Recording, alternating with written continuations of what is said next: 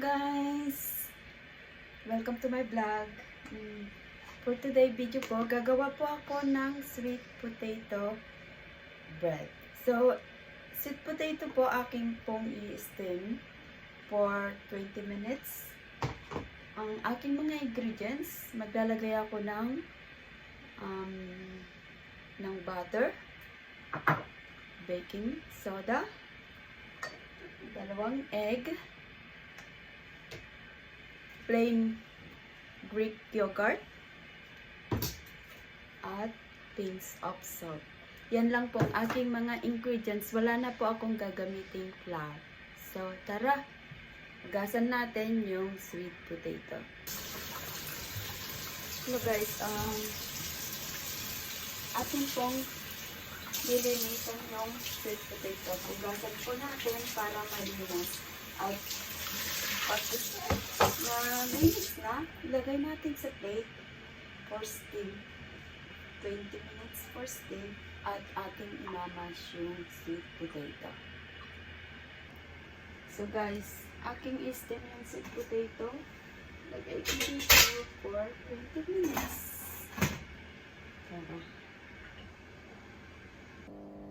So guys, eto na po yung aking i-bake na sweet potato.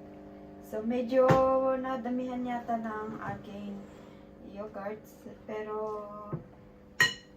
gagamit na lang po ako nito para hindi dumikit sa kamay. So, ito yung baking, ito yung aking paglalagyan.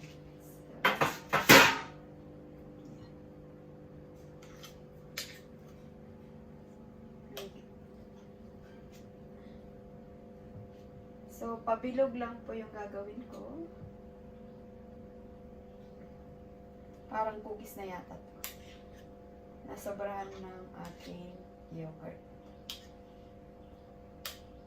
So, wala na po akong nilagay na sugar dito kasi yung aking pong sweet potato, tamis na po.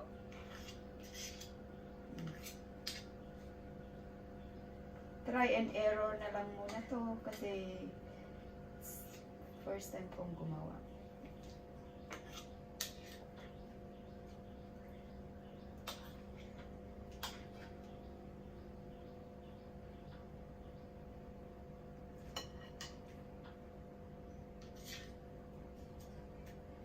So, preheat ko na po yung oven ko ng 180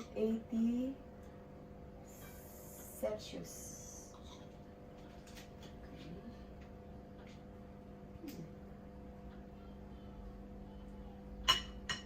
So, eto na siya, guys.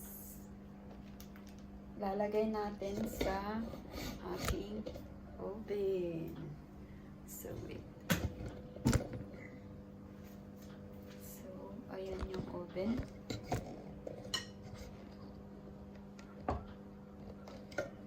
Ayan. Ito yung aking oven. Lalagay ko yun. So, ayan. Ayan na, guys.